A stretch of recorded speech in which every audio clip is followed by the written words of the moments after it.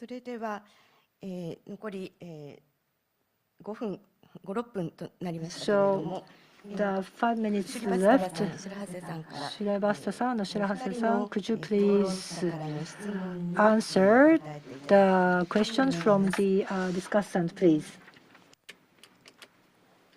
Okay. Should I go first? Yes, please. Yeah, I'm okay. showing the questions from Dr. Radomir first. Can you see this?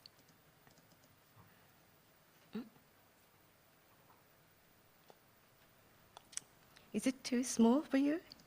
I can read.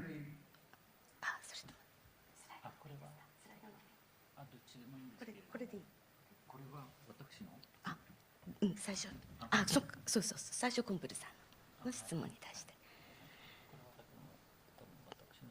あ、違う。ごめんなさい。あ、ごめんなさい。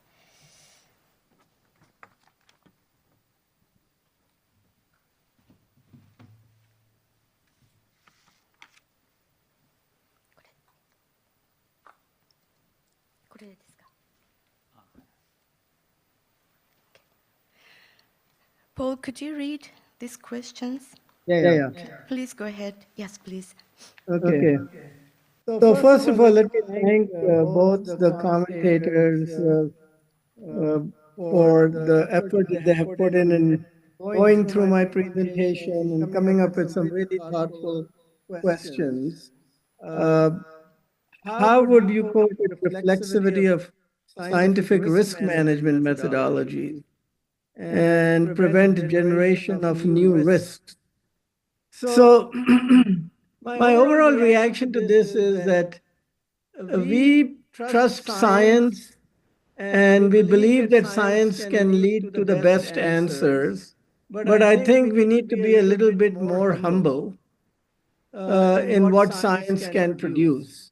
I don't believe that all the answers to the question of existential risks are within the realm of science, because many of these risks involve emotional and aesthetic and value questions. So we might have to broaden our frame, our methodological frame, and our epistemological frame to address existential risks as a whole. I think we begin with science. Science is a good place to begin, but science is not the only mode of knowledge that we need to bring to the table. We need perhaps some indigenous knowledge. I think Radomir referred to Okinawa, which is got a significant indigenous sensibility to its culture. And even in scientific fields, there is an attempt to now integrate indigenous knowledge systems into understanding some of the big challenges that the Anthropocene is posing. So I would say we need an expanded vision of what science itself is, and science needs to go beyond sort of empirical and rational science to allow it to reach into the bigger questions that existential risks pose. So that is one reaction. My other reaction is that systems approach itself is limited. It is okay for answering the economic questions and questions of material being, but humans are also to some degree emotional and spiritual beings, and we need to expand systems thinking. And even within the Club of Rome, I think the systems thinking has been limited to a material analysis and does not take into account as much the spiritual and value and emotional elements of being human. So, Thank you so much. We have okay. saved time for Professor Shirahase to respond. I understand. That's okay. Sorry about it. Yeah. 白羽さん、ちょっと時間が少なくなって申し訳ないかったんですが。たまたま共通したクエスチョンがあって。Sorry, there are common questions. So for one thing, regarding the reversibility, so there is this discussion. So for one thing, there is this risk. We need to clarify a risk, clarify a challenge, and once we solve that, that would generate the new risk, emerging new risk. And this regression happens. So there's this unconscious risk, and most probably, 一研究者なり一科学者の責任は終わらないであろうというのが一つの議論ではないかと the 思うんです。 responsibilities of a researcher goes beyond that. So Professor Paul mentioned a very important point now. So not simply technically, we shouldn't use the system thinking and come up with a solution. That's not enough. Therefore, in other words, economic production only cannot measure a thing. So human beings, so for example, there is a happiness research when we look at globally. So the happiness degree in Japan is very low. And for example, regionally there are 47 prefectures. And when we do the research prefecture by prefecture, and Okinawa has a high score. So with that result, Okinawa, so people are happy. And how about other prefectures? So how to interpret the data? For that, the comprehensive knowledge is required. Therefore, discussion on well-being and what is the outcome. So, about the regression,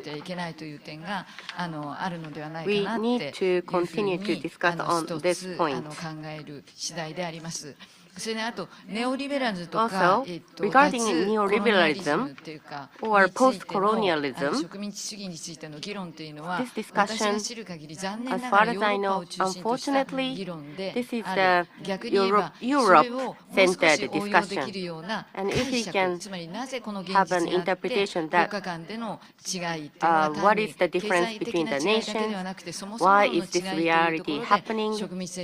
So, colonization policy and the past event, the history is related. So,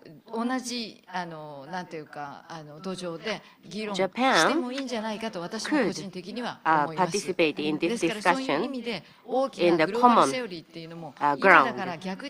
So now the global theory is required, and besides that, each fragmental unit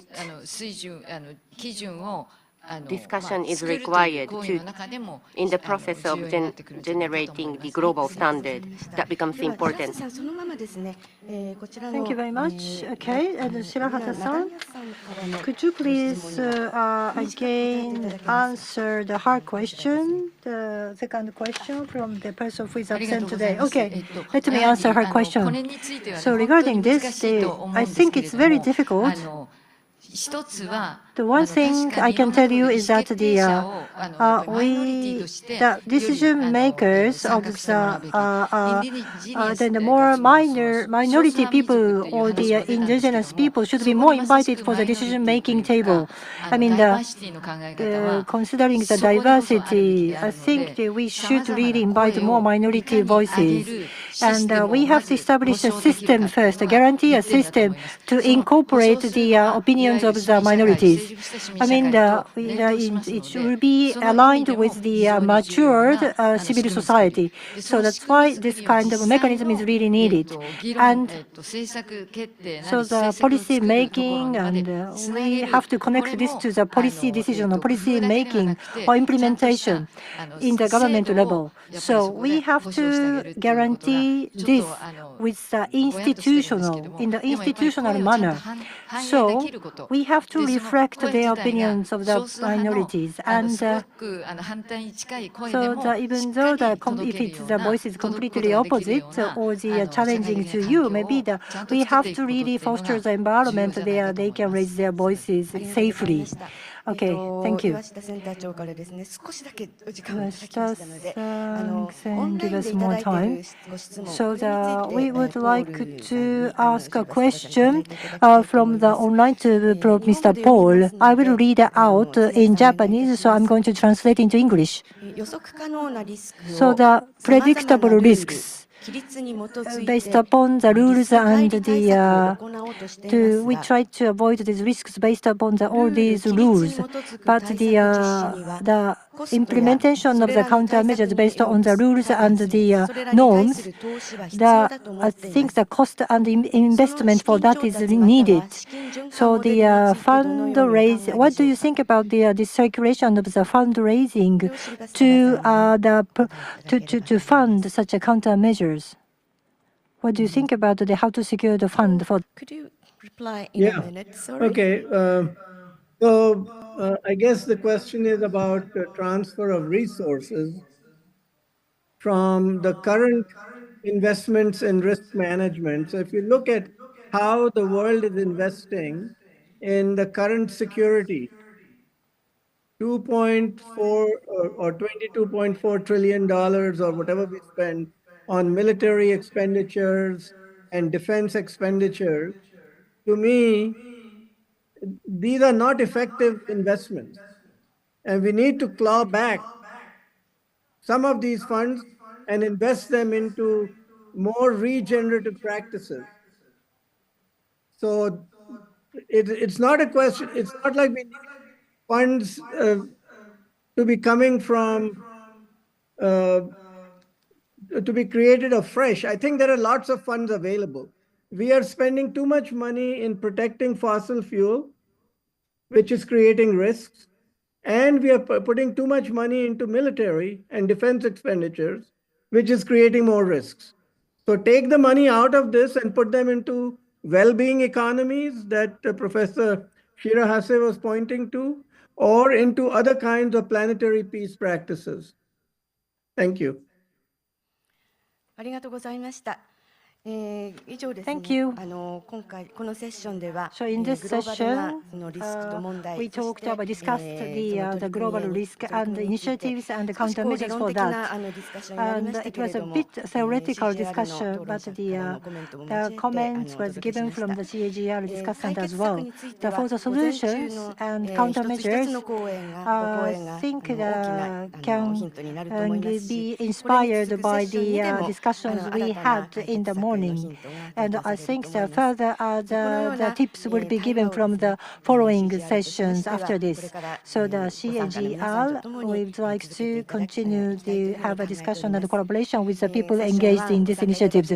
Thank you very much for your participation for the session 1. Could you please give another big round of the applause to the other keynote speakers and the discussants? Thank you.